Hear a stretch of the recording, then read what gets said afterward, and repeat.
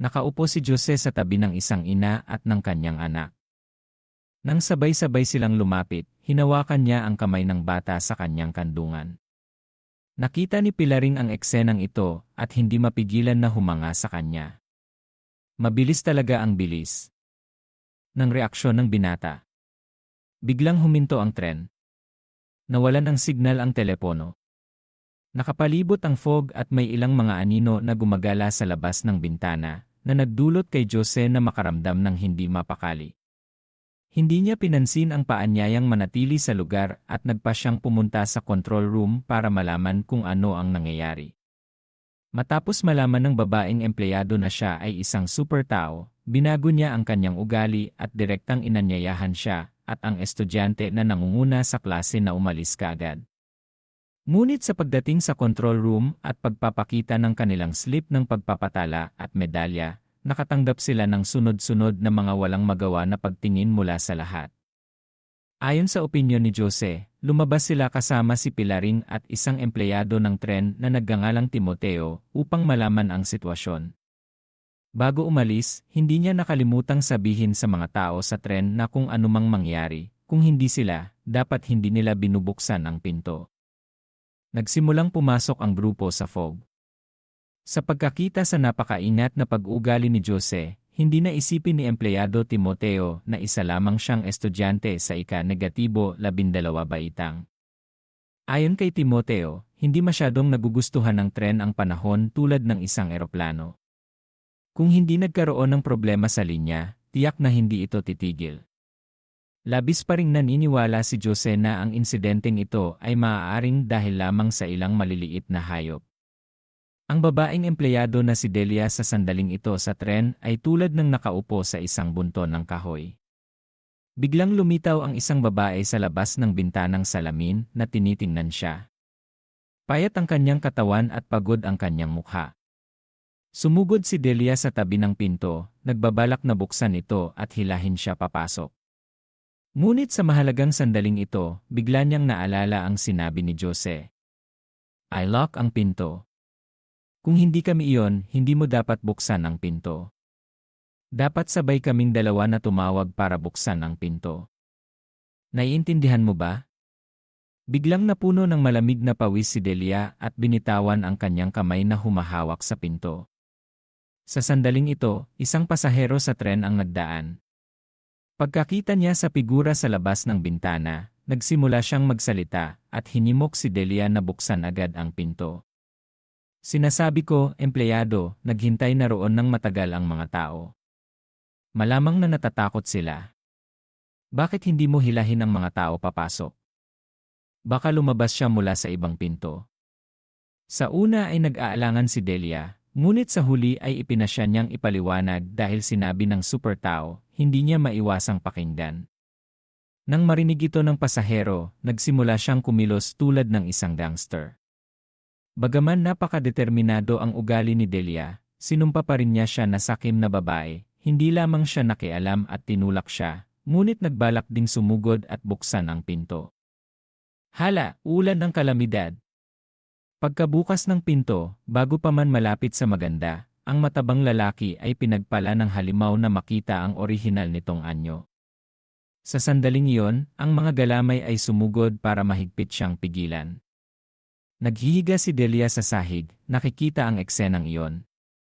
Nanginig siya sa takot at gustong humagulgol, ngunit sa sandaling ito, ang kanyang desisyon ay hindi ang tumakbo, kundi matapang na sumugod papunta sa pinto at ibinuhos ang lahat ng kanyang lakas para isara ito.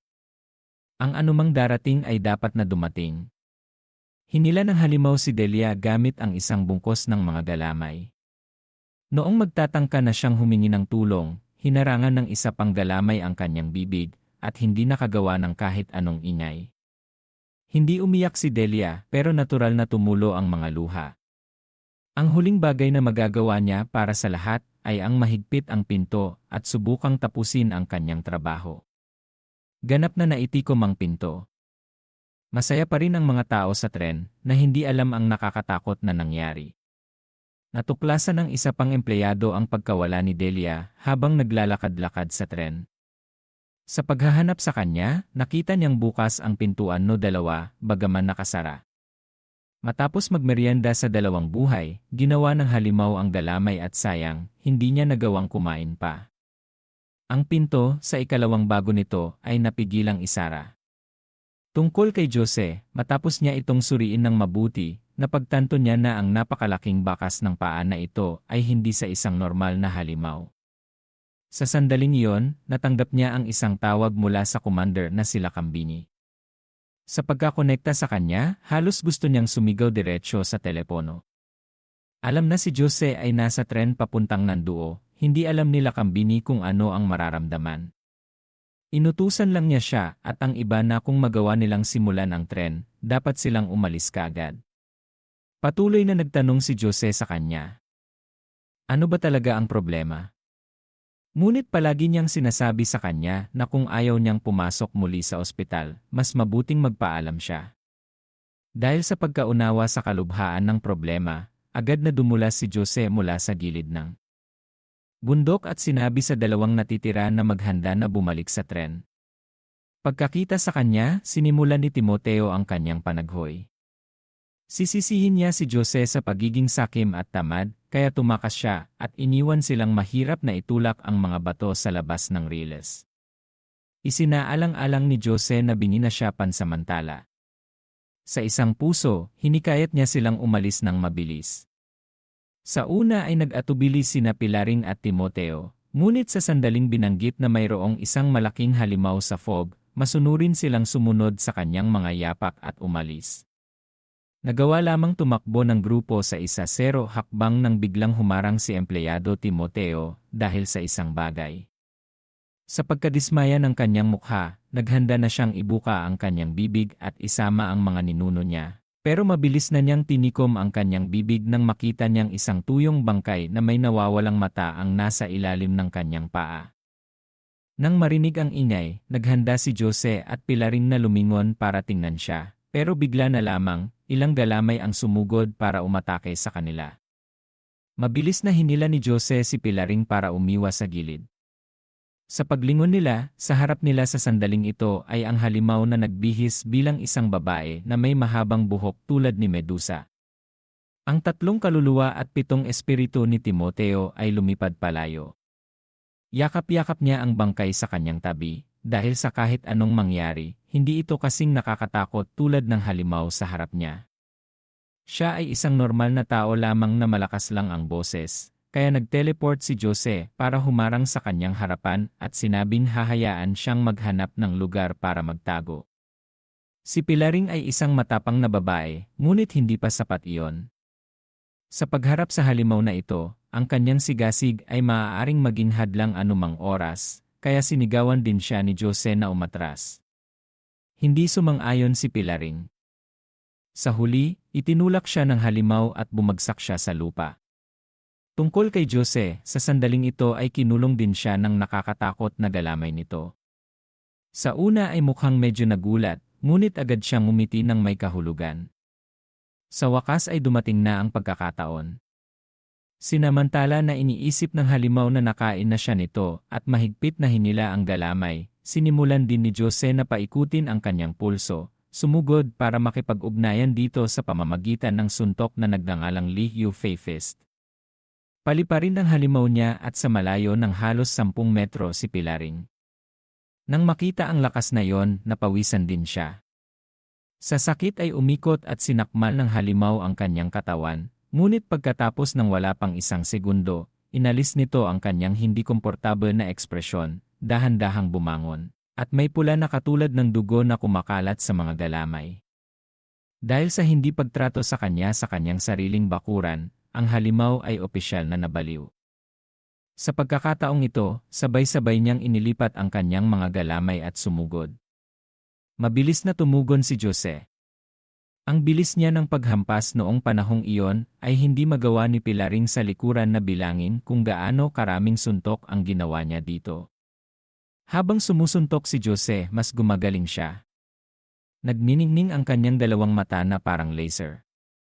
Hindi na siya umiwas pa at gumamit ng malakas na suntok na nagbubukas ng daan at sumugod patungo sa kanyang katawan.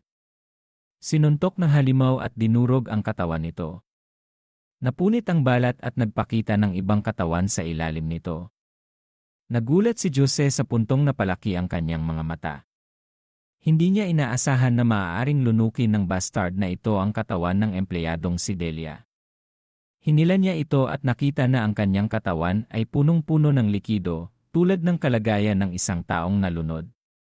Dahil sinamantala ang kaguluhan, tumakas ang halimaw. Ngunit para kay Jose, mas mahalaga ang pagliligtas sa iba. Inilagay niya ang katawan ni Delia sa lupa. Tiningnan niya ang paligid, ngunit hindi niya nakita ang sinuman na maaaring tumulong. Punong-puno ang kanyang katawan ng amoy ng visceral fluid ng halimaw. Wala na siyang ibang magagawa kundi ang tiisin ang pagkawala ng kanyang halik at yumuko para gawin ang sear sa kanya. Unti-unting nawala ang fog. Nagawa na ring makita ng mga tao sa tren. Matapos ang masigasig na paglipat ng labi ni Jose, sa wakas ay nagising si Delia. Si Delia ay isang babae na napakaresponsable.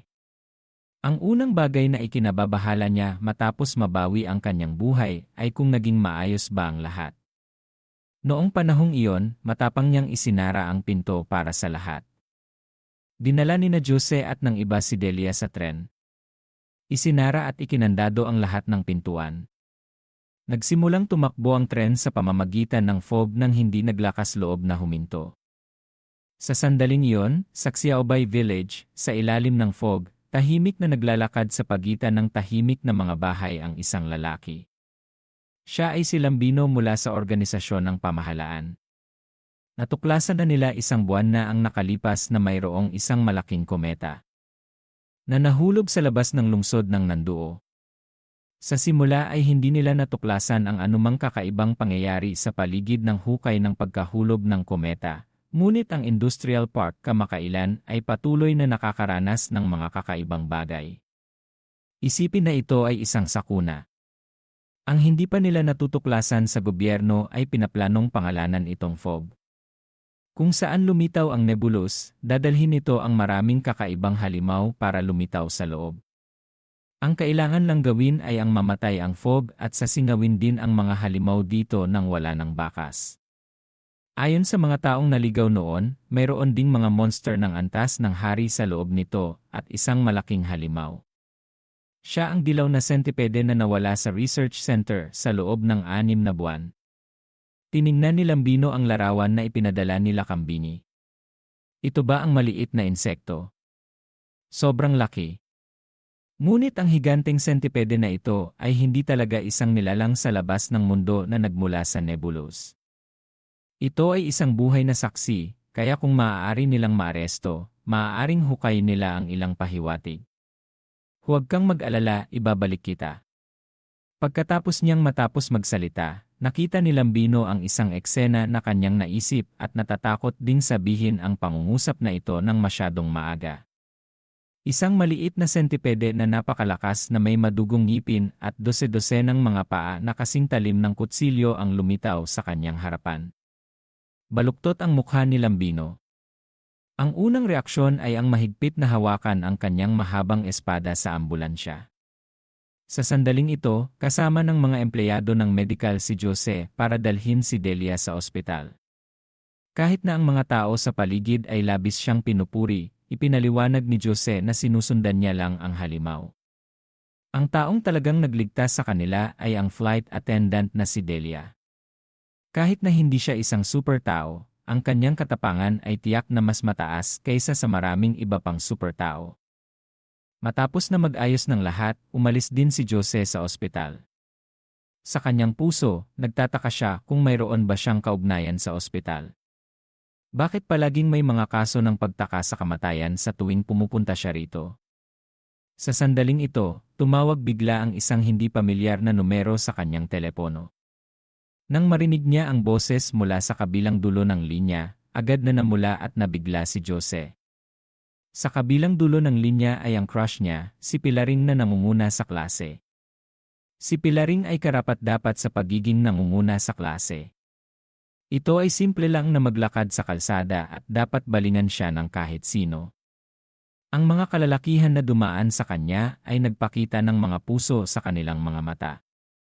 Dahil kay Liza, nalaman niya ang numero ng telepono ni Jose. Ang mga dating magkasintahan ay nagkita. Nagpa siyang magkita ang dalawa sa harap ng Super Academy. Sumakay si Jose ng taxi at pumunta sa akademya. Habang nakaupo sa sasakyan, ang mga matatamis na alaala sa pagitan niya at ni Pilaring ay lumitaw tulad ng isang pelikula. Bago siya naaksidente at nawala ng malay, personal niyang niyakap ang bulaklak at nagpunta sa harap niya para ipagtapat. Pagkatapos ng 1 taon, ngayon hindi na naisip ang sagot. Umiti na lamang si Jose. Ganoon naman kagaling at kaganda si Pilaring. Kung tutuusin, tama ang mga kaibigan niya. Ang isang tulad ni Groundgrass ay paano makakasama sa cloud. Sa mata ng ibang tao, si Pilaring ay isang dalaga na may parehong hitsura at talento. Sasamahan ng mahahabang paa ang isang negosyante. Iyan ang totoo. Maging ang malapit niyang kaibigan ay nag-isip nito. Nang malaman ng kanyang malapit na kaibigan na nagising na si Jose at pumunta pa sa nanduo, sinabi niya kay Pilaring na hindi dapat maging malambot ang puso niya at tanggapin ang pagiging kasintahan ng isang taong hindi man lang nakapasa sa Super Academy. Sa mata ni Pilaring, talagang napakabuti ni Jose, ngunit nag-aalangan siya na tanggapin dahil hindi niya alam kung magkasundo ba sila. Ang ibig sabihin ni Pilaring ay pansamantala niyang makakasama si Jose sa loob ng isang panahon. Kung hindi nila mahanap ang karaniwang punto, sasabihin niya ng diretsyo at pagkatapos ay maghihiwalay. Ang kanyang malapit na kaibigan sa tabi niya ay walang magawa at pinayuhan na siya ng husto. Ang natitira ay nakasalalay sa kanyang kaibigan lamang. Sa sandaling ito, nakarating na si Jose sa harap ng gate ng Super Academy. Sa pagkakataong ito, hindi na siya ang batang si Jose. Ang panlabas niyang hitsura ay nagdulot sa mga babae sa akademya na magpagitla. Ngunit kung titingnan ang paraan ng kanyang pananamit, medyo taga-bukid pa rin siya. Kaya naramdaman lamang ng mga babae. Walang balak sa karagdagang gawin. Sa sandaling ito, lumitaw sa harap niya si Pilaring na hinahangad niya araw-araw. Ang kanyang panlabas na diyosa na napakaganda ay pinapanood din ng mga babae na tumulo ang laway. Nang makita ang nangungunang pinakamagandang babae sa paaralan na nakikipag-usap sa isang taga-bukid, hindi malaman ng mga tao sa paligid kung ano ang dapat na kanilang ekspresyon. Inimbitahan ng magandang diyosa na uminom ng kape. Tahimik na sumunod si Jose habang nag-iisip kung dapat bang banggitin niya na mayroon pa ring utang na sagot sa kanya. Samantala, iniisip ni Pilaring na dapat maging aktibo ang isang lalaki sa isang relasyon. Tila mas tinanggap ni Jose ang kanyang kapalaran. Sa pagkakita sa kanya na napakaganda ngayon, maging mag-asawa o hindi ay ayos lang. Kung hindi siya maaaring maging kasintahan, sa gayon mas mabuti na maging matalik na kaibigan magpakailanman. Matapos makarating sa coffee shop, walang kabuluhang tinanong ni Pilaring kung sinasadya ba niyang pumunta sa nanduo para hanapin siya. Hindi niya inaasahan na itatanggi agad ng matapat nating kaibigan at sinabing pumunta lamang siya rito para kumuha ng pagsusulit. Sa kanyang puso, naisip pa niya na magkasama silang titira, mag-aaral, magpapakasal, at magkakaroon ng mga anak, pero ang taang si Jose ay iniisip na sinasabi niya iyon dahil siya ay nasa friend zone niya magpakailanman. Medyo nahihiya at nag-atubili. Sa isang sandali, nagsimulang ikwento ni Jose kay Pilaring ang tungkol sa kanyang inkwentro sa halimaw sa loob ng Nebulos. Hindi rin niya nakalimutang ipaalam sa kanya na siya ay naging isang super tao at maginhawang ibinaba ang kanyang medalya ng mga ngaso para ipakita sa kanya. Sa nakalipas na taon, dahil sa kanyang pagsisikap, ang kanyang buhay ay naging mas mahusay at mas mahusay. Ang slip na ito ay ang pinakamagandang ebidensya. Hindi inaasahan, bago pa niya ito maibigay, kinuha na ang kanyang medalya ng isang lalaking blonde na bihis na may napaka-insultong ngiti. Kamag-aral, nagiging nakakatawa ka na ngayon. Ang Super Academy ay tumatanggap lamang ng mga taong antas ng buwan pataas. Ikaw ay nasa antas pa rin ng tala at isa ka pa lamang na apprentice. Huwag kang maging katawa-tawa sa lahat. Lumalabas na ang pangalan ng lalaking ito ay Fernando, ang kaibigan noong mga araw nang nawalan ng malay si Jose. Personal niyang pinunit ang liham ng pagtanggap ni Pilaring noon. Pagkakita sa magandang pinuno, agad siyang kumilos tulad ng isang aso na kumakawag ang buntot. Madalas siyang nagsasalita sa kanya ng matatamis, ngunit nang sabay-sabay na tumanggi sina Jose at Pilaring na makipag-usap sa kanya, inihayag niya ang isang labis na galit na ekspresyon. Pinalo niya ang mesa at saka umalis. Sa kanya lang napansin na mayroong isa pang espesyal na pahina sa likod na hindi niya natuklasan. Iniendorso ng pamahalaan si Jose. Ang pangungusat na ito ay mas malakas pa kaysa sa isang gintong medalya ng imyunidad. Ano man ang mangyari sa ibang mga kandidato, nakuha pa rin niya ang suporta ng imperial na korte. Ang espesyal na pangkat na ito ay nahahati sa 5 yugto at 4 na kategorya ng pagsubok. Binigyan ng mga supervisor ng espesyal na paggamot si Jose para maging unang paksa ng pagsubok. Ang pagsubok sa kanya ay ang makipaglaban. Hanggat nakakagawa siya ng 1,500 kilo ng puwersa, maituturing na nakapasa siya sa tuntunin. Lumapit si Jose sa harapan ng dummy na post, huminga siya ng malalim. Ang huling beses ay 1,000 kilo, pero ngayon ay 1,500 kilo. Kung hindi niya sisikapin, natatakot siya na hindi niya magawa. Sa pag-iisip nito, aktibong pinalakas niya ang kanyang pulso at sumabog patungo sa manikwin gamit ang isang suntok na bumabali sa lupa. Sa ilalim ng kahangahangang panloob na lakas na ito, tumilapon sa proteksyon si manikwin mula sa suporta at bumagsak sa lupa. Ang lahat ng tao sa arena, ang bawat isa sa kanila ay may nagbabagong hitsura. Lubhang naguguluhan ang supervisor. Ipinapakita ng mga numero sa scoreboard ang 2,200 kilo. Si Jose ang unang humawak sa pangunahing kategorya. Dahil nasira na ang aparato, ang iba ay isasaalang-alang sa donasyon ng kanyang pamilya. Muling sumipol ang pinuno para makita ng bata na kailangan niyang huminto. Tiningnan niya ang kanyang mukha na mukhang tanga at pagkatapos ay nagpanggap na nadapa bago pa man niya mapuntahan ang kanyang kalaban. Walang magawa si Jose. Akala niya ay madali itong malampasan, ngunit sinimulan ng tanga na baguhin ang kanyang atensyon sa kanya. Mula sa isang tanga at tangang pusa, sa isang iglap ay nagbago siya at naging monster ng antas general ng digmaan. O langit, lupa, multo, at Diyos, bakit kaya nakakahiyang ganito ang sistema ng emergency brake at ang 100-meter sprint na gumamit ng laman? Habang umiiwas si Jose sa lahat ng kanyang lakas, sinubukan niyang obserbahan ang kanyang paligid. Mayroong magaling na batang lalaki na kahit na nakatayong nagpipicture at nagsiselfie. Sinubukan ni Jose na akayin ang cheetah papunta roon. Hindi inaasahan, ang huling resulta ay sumunod lang ito sa kanya.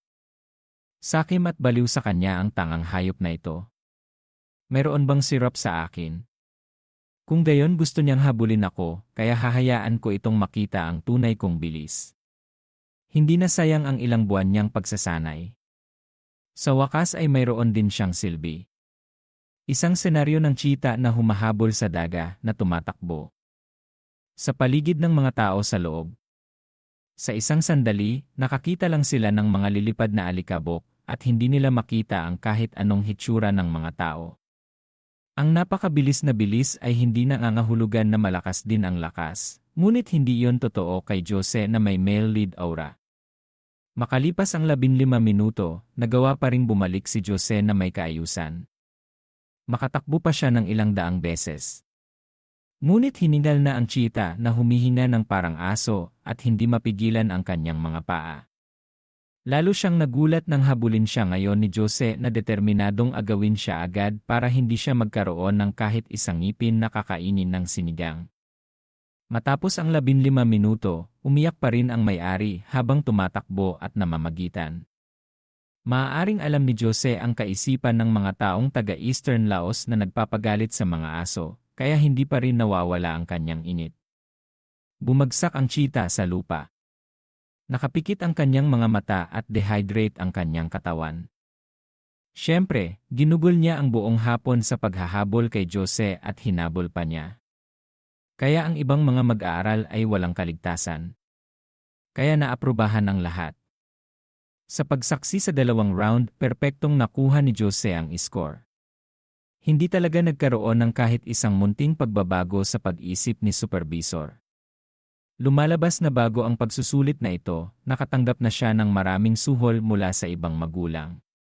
Hindi lamang ginusto ng taong ito na matagumpay na makapasa ang kanyang anak, ngunit gusto rin na walang mukha si Jose at kusang loob na umatras. Lumalabas na naging alipin na ng pera ang supervisor. Hindi lamang niya sinasadyang nilabag ang mga tuntunin, ngunit ginamit din niya ang kanyang dalawang kamay para isuko ang kanyang kaluluwa sa kapital. Ang pangatlong item ay ang pagsusulit ng reaksyon. Dinala ang lahat sa harap ng isang masamang puno. Ito ay isang puno na ganap na tuyo, ngunit hanggat ibinababa mo ang isang patak ng dugo dito, agad itong mabubuhay at galit na maglilikot. Isa-isa, tinatawag ang bawat kandidato at pumapasok sa takdang bilog. Hanggat hindi ka tinatamaan ng masamang puno, pahintulot ka na makapasa. Ang unang kaklase, si Teze, ay pumasok sa loob. Sa panlabas na anyo, nakakatakot talaga ang masamang puno. Hindi inaasahan, sa ilalim ng puwersa ng pera, kahit ito ay hindi masyadong mabilis. Isa-isa, binibigkas ang bawat pangalan at pagkatapos ay pumapasok. Hindi nila inaasahan na kailangan mo lamang magdagdag ng salitang pera sa iyong profile. Ang pag-iwas sa puno na ito ay hindi tulad ng paglalaro ng patintero. Ang pagpabor ay maaari bang mas malinaw ng kaunti. Naiinis na inilagay ni Jose ang kanyang mga daliri sa kanyang noo. Sa mga kandidato na nagkaroon ng espesyal na pangangalaga tulad niya, sa sandaling tinawag ang kanyang pangalan, agad na naging totoo si matandang supervisor at ang assistant. Ang mga kandidatong pinulaan kanina ay nakakuha ng isang patak lamang ng dugo sa dulo ng kanilang mga daliri. Pagdating sa kanyang turn, kinuha agad niya ang isang malaking kutsilyo at humiwa ng isang linya sa kanyang palad. Matapos matikman ang kaunting sirop, nagising ang masamang monster ng puno pagkatapos ng mahabang panahon na naggagamot.